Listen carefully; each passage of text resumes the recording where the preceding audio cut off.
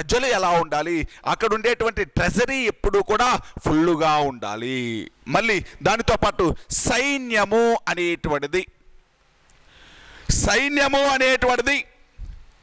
ఈ సైన్యము ప్రతి రాజు కూడా ఒక బలమైనటువంటి సైన్యాన్ని మెయింటైన్ చేయాలి, మంచి ఆర్మీని మెయింటైన్ చేయాలి, చాలా పెద్ద ఆర్మీని మెయింటైన్ చేయాలి, తన శత్రు రాజుల కంటే కూడా పెద్ద ఆర్మీని మెయింటైన్ చేయాలి అంటాడు. ఎవరు? తన సరిహద్దు రాజుల కంటే కూడా పెద్ద ఆర్మీని మెయింటైన్ చేయాలి అంటాడు కౌటిల్యుడు అనేటువంటి వ్యక్తి. మిత్రుడు అంటే ఎవరు అంటే, ప్రతి రాజు ఎప్పుడూ కూడా తన బోర్డర్లో ఉండేటువంటి, తన సరిహద్దుల్లో ఉండేటువంటి ప్రతి రాజుతో ఎప్పుడూ యుద్ధం చేస్తూ ఎప్పుడూ గొడవలు పెట్టుకోకూడదు. మనకు సపోర్టు చేసేటువంటి ఒక రాజు కూడా, మనకు సపోర్టు చేసేటువంటి మిత్రులు కూడా ఉండాలి. యుద్ధం అనేటువంటిది జరుగుతూ ఉన్న సమయంలో మనకు సపోర్టుగా వచ్చేటువంటి స్నేహితులను మెయింటైన్ చేయడం కూడా ఇంపార్టెంటే. అందరితోటి శత్రుత్వం పెట్టుకోకూడదు. యుద్ధాలు జరుగుతున్నప్పుడు మనకు సపోర్టుగా కొంతమంది స్నేహితులు ఉండాలి. అలా కొన్ని పక్క రాజ్యాలతోటి మంచి రిలేషన్స్ కలిగి ఉండాలి అని చెప్పింది. మిత్రుడు అంటే అతను పక్క రాజ్యాలతోటి మంచి రిలేషన్స్ మెయింటైన్ చేయాలి. దుర్గము అంటే ఫోర్ట్, కోట. దుర్గము అంటే కోట, అంటే దుర్గము అంటే కోట. ఎటువంటి అంటే కోటలు అనేటువంటివి రాజ్యాన్ని రక్షించుకోవడం కోసం ఒక బలమైనటువంటి కోటను నిర్మించుకోవాలి. తమ యొక్క రాజ్యాన్ని రక్షించుకోవడానికి, తమ యొక్క రాజ్యాన్ని, రాజధానిని రక్షించుకోవడానికి బలమైన కోటలు ఉండాలి. కోటలు మీకు ఆల్రెడీ ఎన్ని రకాలుగా చెప్పాను? కోటలు చెప్పాను కదండి. ఫోర్టులు, దుర్గాలు అనేటువంటివి ఏమని చెప్పాను? జలదుర్గము, గిరిదుర్గము, దానితో పాటు జలదుర్గము, గిరిదుర్గము, దానితో పాటు స్థలదుర్గము. జలదుర్గము అంటే ఏంటి? చుట్టూ వాటరు, మధ్యలో ఒక పెద్ద ఫోర్టును కన్స్ట్రక్ట్ చేసుకోవడం. గిరిదుర్గము అంటే ఒక డెన్స్ ఫారెస్ట్, అంటే చుట్టూ కూడా ఒక డెన్స్ ఫారెస్ట్ అంటే దట్టమైనటువంటి అడవి మధ్యలో నిర్మించుకునేటువంటి కోటలు అనేటువంటివి, అంటే ఒక పెద్ద కొండల మధ్యలో నిర్మించుకునేటువంటి కోటలు. స్థలదుర్గము అనేటువంటిది అంటే చుట్టూ కూడా అడవుల మధ్యలో నిర్మించుకునేది, డెన్స్ ఫారెస్ట్లో స్థలదుర్గము అంటే అక్కడకు రావడానికి వీలుగా లేకుండా చుట్టూ గుట్టలు లేకపోతే కొండలు, వీటి మధ్యలో నిర్మించుకునేటువంటిది ఏంటిది అంటే స్థలదుర్గము.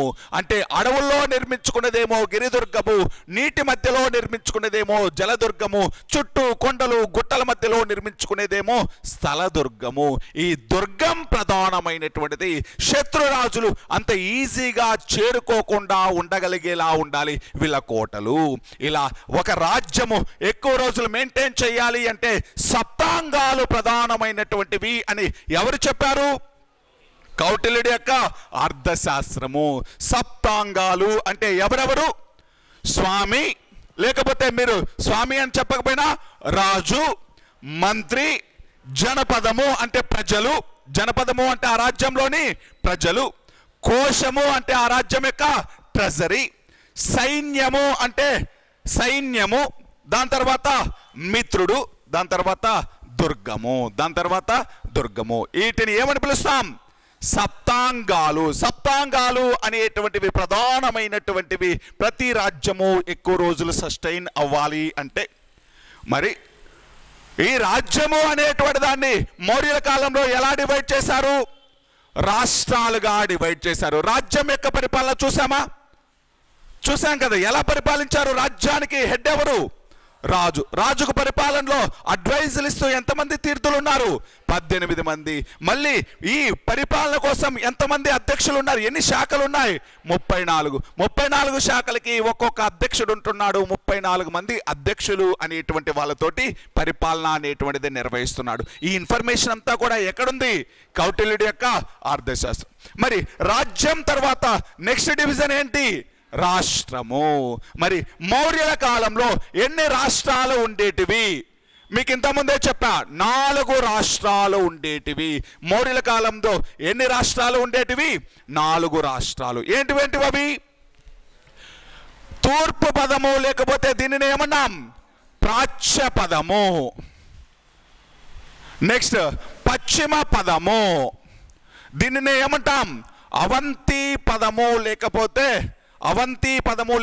పశ్చిమ పదం. ఇదేమో దక్షిణ పదము, ఇదేమో ఉత్తర పదం. మొత్తం 4 వైపులా 4 రాష్ట్రాలు అనేటువంటి ఉన్నవి. ఈ రాష్ట్రానికి దక్షిణ పదానికి రాజధాని ఏమని చెప్పాను? సువర్ణగిరి. ప్రాచ్య పదానికి రాజధాని తౌలి లేకపోతే తొషాలి. మరి ఇటువైపు అవంతి పదానికి రాజధాని ఉజ్జయిని. ఇటువైపు ఉత్తరాపదం నార్థన్ రీజన్కు హెడ్ క్వార్టర్ ఏంటి? తక్షశిల. అంటే రాజ్యాన్ని పరిపాలనా సౌలభ్యం కోసం 4 రాష్ట్రాలుగా విడగొట్టడం జరిగింది. 4 రాష్ట్రాలు 4 స్టేట్స్గా డివైడ్ చేయడం జరిగింది. అవి నార్థన్ స్టేట్ హెడ్ క్వార్టర్ ఏమో Takshashila, western state headquarter ఏమో Ujjayini, eastern state headquarter ఏమో తౌలి లేకపోతే Toshali, southern state headquarter ఏమో సువర్ణగిరి. ఇలా రాజ్యాన్ని రాష్ట్రాలుగా విడగొట్టారు. రాష్ట్రాలకు సంబంధించి అధికారులని లేకపోతే రాష్ట్రానికి యొక్క హెడ్ని ఏమని పిలుస్తారు అంటే యువరాజు. ఏమని పిలుస్తారు? వీళ్ళనే ఆర్యపుత్ర. ఏమని పిలుస్తారండి? ఆర్యపుత్ర. మళ్ళీ రండి, రాష్ట్రాల యొక్క అధికారిని ఏమంటున్నాం? రాష్ట్రాల యొక్క హెడ్ని ఏమంటున్నాం? ఆర్యపుత్ర. రాష్ట్రాల యొక్క హెడ్స్ని ఏమంటున్నాం? ఆర్యపుత్ర. ఓకేనా? మొత్తం ఎన్ని రాష్ట్రాలు? 4 రాష్ట్రాలు. అంటే 4 రాష్ట్రాలకి కూడా ఎంతమంది ఆర్యపుత్రులు ఉన్నారు? 4 ఆర్యపుత్రులు ఉన్నారు. ఆర్యపుత్రగా ఎవరిని అపాయింట్ చేస్తారు అంటే ఇన్ జనరల్గా రాజు యొక్క వారసుల్ని లేకపోతే రాజు యొక్క కొడుకులని ఆర్యపుత్రులుగా అపాయింట్ చేయడం జరిగింది. ప్రిన్స్ని అంటే ప్రిన్స్ని ఎవరైతే ఉన్నారో, రాజు యొక్క కొడుకులు ఎవరైతే ఉన్నారో, రాజు యొక్క వారసులు ఎవరైతే ఉన్నారో వాళ్ళని రాష్ట్రాల యొక్క హెడ్స్గా అపాయింట్ చేయడం జరిగింది. రాష్ట్రానికి సంబంధించినటువంటి అధికారులుగా అపాయింట్ చేయడం జరిగింది. మరి ఈ రాష్ట్రాల యొక్క అధికారులను ఏమని పిలిచాం? ఆర్యపుత్ర అని పిలిచాం. ఇంతకుముందు రాజ్యానికి హెడ్ ఎవరు? రాజు. రాష్ట్రానికి హెడ్ ఎవరు? ఆర్యపుత్ర. ఆర్యపుత్రగా ఎవరిని అపాయింట్ చేస్తున్నారు? ఎవరిని? సాధారణంగా యువరాజుల్ని అపాయింట్ చేస్తారు. రాజు యొక్క కొడుకుల్ని రాష్ట్రాల యొక్క అధికారులుగా అపాయింట్ చేయడం జరిగింది. దీనికి సంబంధించి ఇంతకుముందు చెప్పాను, తక్షశిలా ప్రాంతంలో రివల్యూషన్ వస్తే ఆ రివల్యూషన్ సుసిమా కంట్రోల్ చేయలేకపోతే ఎక్కడి నుంచి వెళ్ళాడు? అశోకుడు. ఉజ్జయిని ప్రాంతం. సరే, రాజ్యం యొక్క పరిపాలన ఎలా ఉంటుందో చూసాం. రాష్ట్రం యొక్క హెడ్ని ఏమంటున్నాం? రాష్ట్ర పరిపాలన ఎవరి కంట్రోల్లో ఉంటుంది? ఆర్యపుత్ర. సరే, రాష్ట్రాలు మళ్ళీ ఎలా డివైడ్ చేశారు? ఆహారము. రాష్ట్రాన్ని ఆహారాలుగా డివైడ్ చేయడం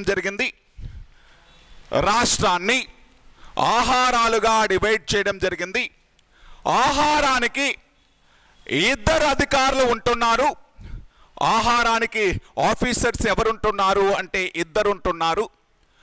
ఆహారానికి అధికారులు 2, ఆహారానికి ఆఫీసర్స్ 2. ఒకరు రజుక, రెండో వ్యక్తి ప్రాదేశిక. ఆహారానికి అధికారులు ఎంతమంది అండి? 2. హెడ్స్ ఆఫ్ ఆహారం. ఆహారం అంటే ఏమని చెప్తున్నాం? ప్రజెంట్ జిల్లాకు ఈక్వల్. ఇంతకుముందు రాష్ట్రము అనేటువంటిది చూసుకున్నాం. ఇప్పుడు ఆహారము అంటే ప్రజెంట్ దేనికి ఈక్వల్ అండి? ఇది డిస్ట్రిక్ట్. ప్రజెంట్ జిల్లాకు ఈక్వల్ ఇది, డిస్ట్రిక్ట్కి ఈక్వల్ ఇది. రజ్జుక, ప్రాదేశిక అనేటువంటి 2 ఆఫీసర్స్ ఉన్నారా? ఎవరు? ఇలా యొక్క డ్యూటీస్ ఏంటో కూడా తెలియాలిగా. రజ్జుక అంటే ఎవరు? ప్రాదేశిక అంటే ఎవరు? అంటే రజ్జుక మీన్స్ రెవెన్యూ ఆఫీసర్. రజ్జుక అంటే ఎవరండి? Revenue officer. ప్రాదేశిక అంటే పోలీస్ ఆఫీసర్. ప్రాదేశిక అంటే పోలీస్ అధికారి. అంటే ఇప్పుడు ప్రజెంట్ కూడా చూడండి, కలెక్టర్కు ఈక్వల్ అండి రజ్జుక అంటే. రెవెన్యూ వ్యవహారాలని ఎవరు చూస్తారు? కలెక్టర్. శాంతి భద్రతలు పర్యవేక్షించే వ్యక్తి ఎవరు? ఐపీఎస్ అంటే ఎస్పీకి ఈక్వల్ ఎవరు? ప్రాదేశిక. అంటే ఆ రోజులలో రాష్ట్రాన్ని ఆహారాలుగా డివైడ్ చేశారు. ఆహారము అనేటువంటిది ప్రస్తుత జిల్లాను పోలి ఉంటుంది. ఈ ఆహారానికి ఇద్దరు అధికారులు ఉన్నారు. ఒకరు రజ్జుక, రెండో వ్యక్తి ప్రాదేశిక. రజ్జుక అంటే రెవెన్యూ ఆఫీసర్, ప్రాదేశిక అంటే పోలీస్ ఆఫీసర్. ప్రాదేశిక అంటే పోలీస్ అధికారి. శాంతి భద్రతలు పర్యవేక్షించేటువంటి వ్యక్తి, రెవెన్యూ వ్యవహారాలు చూసేటువంటి వ్యక్తి రజ్జుక. నెక్స్ట్ది ఇప్పుడు ఆహారాలు అనేటువంటివి చూసాం. ఆహారాన్ని మళ్ళీ ఎలా విడగొట్టారు? జనపదము లేకపోతే పట్టణం. జనపదము లేకపోతే పట్టణం, దీనినే నగరము అని కూడా పిలుస్తాం.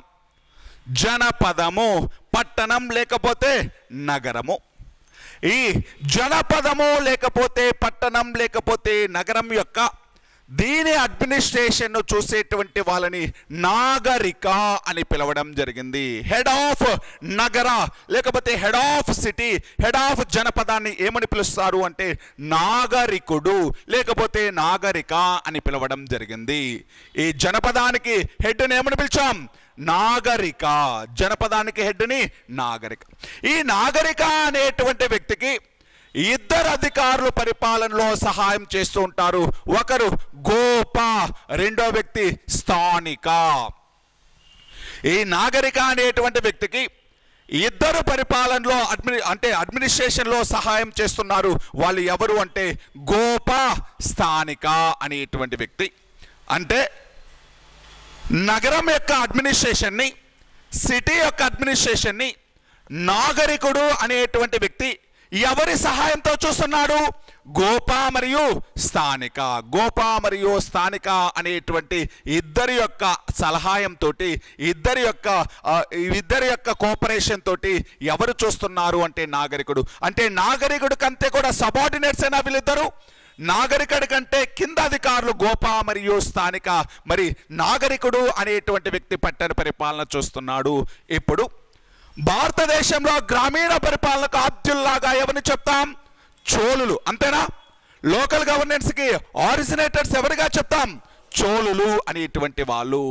అదే విధంగా భారతదేశంలో మున్సిపాలిటీ అడ్మినిస్ట్రేషన్కి, పట్టణ పరిపాలనకి ఆద్యులు మౌర్యులు. భారతదేశంలో మున్సిపాలిటీ అడ్మినిస్ట్రేషన్ లేకపోతే పట్టణ పరిపాలనకు ఆద్యులు ఎవరు అంటే మౌర్యుల్లాగా చెప్పడం జరుగుతుంది.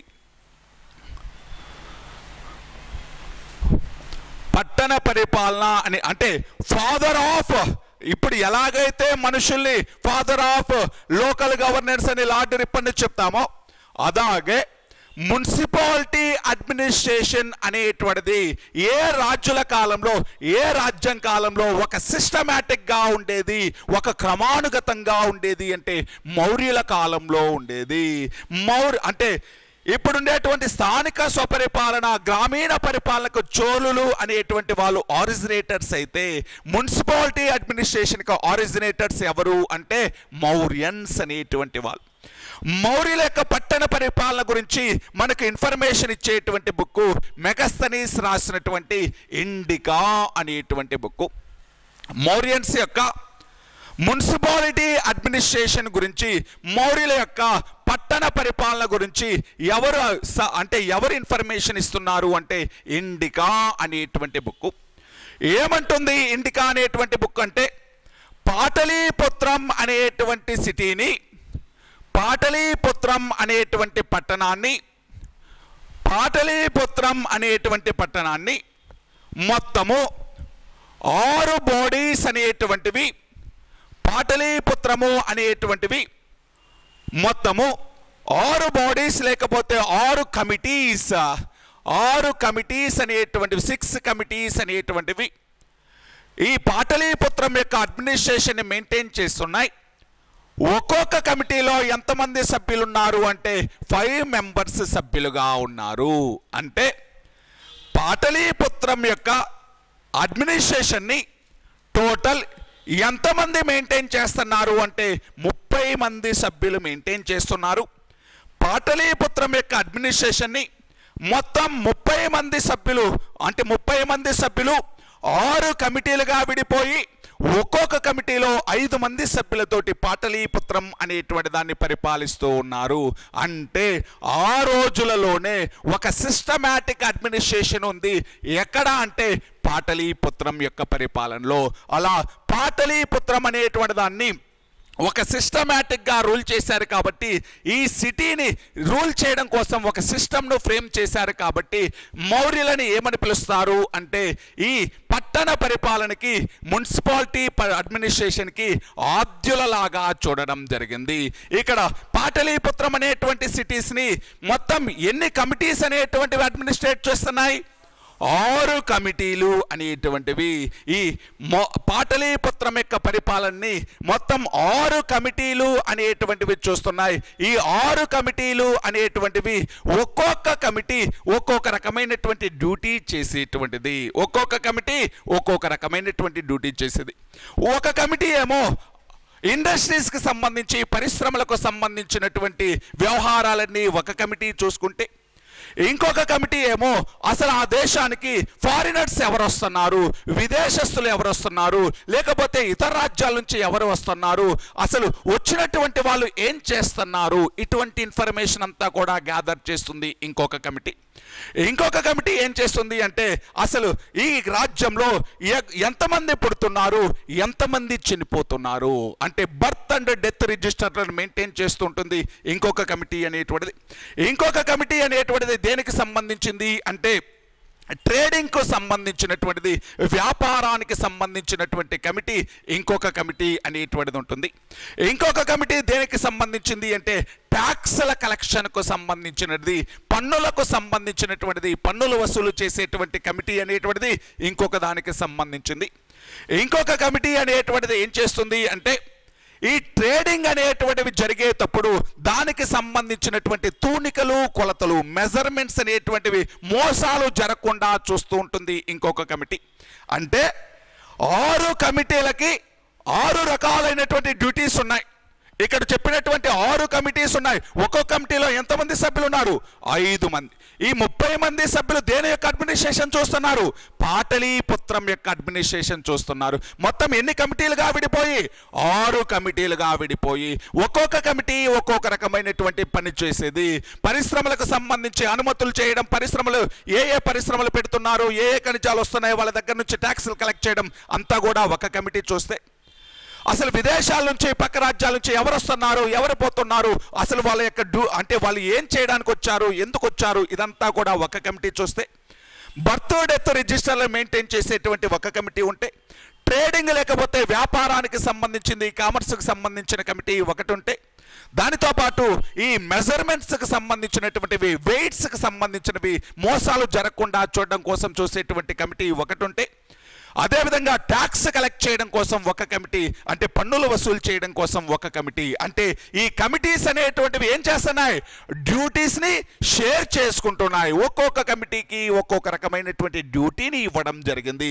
ఇలా 30 మంది సభ్యులతోటి పాటలీపుత్రం యొక్క అడ్మినిస్ట్రేషన్ అనేటువంటిది 6 కమిటీలు చూసేటివి అని ఎవరు చెప్తున్నారు? ఇండికా అనేటువంటి బుక్కు. ఇండికా అనేటువంటి బుక్ ఎవరు రాశారు? మెగస్తనీస్. ఈ పట్టణం యొక్క పరిపాలన అనేటువంటిది చూసేటువంటి అధికారిని ఏమంటాం? నాగరిక. ఎవరి సహాయంతో చేస్తున్నాడు? గోపుడు స్థానిక. గోప మరియు స్థానిక అనేటువంటి 2 వ్యక్తుల సహాయంతో నాగరిక అనేటువంటి వ్యక్తి అడ్మినిస్ట్రేషన్ అనేటువంటిది చూస్తున్నాడు. అర్థమైందా పట్టణ పరిపాలన గురించి? ఏ బుక్ చెప్పింది? ఇండికా. మెగస్తనీస్ రాసిన ఇండికా. దేని యొక్క పరిపాలన గురించి చెప్పింది? పాటలీపుత్రం. భారతదేశంలో ఈ అర్బన్ అడ్మినిస్ట్రేషన్కు సంబంధించి, మున్సిపాలిటీ అడ్మినిస్ట్రేషన్కి సంబంధించి ఆరిజినేట్ అంతకుముందు రాజులు ఎవరు పరిపాలించినా కూడా ఇంత సిస్టమాటిక్ అడ్మినిస్ట్రేషన్ అనేటువంటిది లేదు. అందుకే వీళ్ళని ఏమని పిలుస్తాం? ఆరిజినేటర్స్ ఆఫ్ అర్బన్ అడ్మినిస్ట్రేషన్. ఇంకా లాస్ట్గా పట్టణాలు ఎలా డివైడ్ చేశారు? గ్రామాలు. గ్రామానికి అధిపతిని గ్రామణి లేకపోతే గ్రామిక అని పిలుస్తాం. లాస్ట్ పార్ట్ అండి, చివరి పార్ట్ ఏంటండి? విలేజ్. ఈ గ్రామానికి హెడ్ని ఏమని పిలుస్తాం? గ్రామణి. తెలుగు అయినా ఇంగ్లీష్ అయినా ఒకటే. గ్రామణి, లేకపోతే గ్రామిక, లేకపోతే గ్రామేయక, ఏదైనా ఒకటేనండి. గ్రామానికి హెడ్ని గ్రామణి, గ్రామిక, గ్రామేయక అని పిలవడం జరుగుతుంది. గ్రామానికి హెడ్ని గ్రామణి, గ్రామిక, గ్రామేయక అని పిలవడం జరిగింది. రాజ్యానికి హెడ్ ఎవరు? రాజు. రాష్ట్రానికి హెడ్ ఎవరు? ఆర్యపుత్ర. ఆహారానికి హెడ్ ఎవరు? రజుక మరియు ప్రాదేశిక. పట్టణానికి హెడ్ ఎవరు? నగరానికి హెడ్ ఎవరు? నాగరిక. గ్రామానికి హెడ్ ఎవరు? గ్రామణి. ఇదంతా కూడా ఈ అడ్మినిస్ట్రేషన్ అనేటువంటిది అంటే రాజు ఎలా ఉండాలి, తర్వాత రాష్ట్రం ఎలా ఉండాలి, ఆహారం ఎలా ఉండాలి, పట్టణం ఎలా ఉండాలి, గ్రామం యొక్క పరిపాలన ఎలా ఉండాలి, ఇదంతా కూడా ఏ బుక్ ఆధారంగా జరిగింది? ఏ బుక్ ఆధారంగా జరిగింది? కౌటిల్యుడు రాసినటువంటి అర్థశాస్త్రం. ఆ ఇక్కడ పాటలీపుత్రం యొక్క అడ్మినిస్ట్రేషన్ గురించి మాత్రమే చెప్పింది. ఏ బుక్?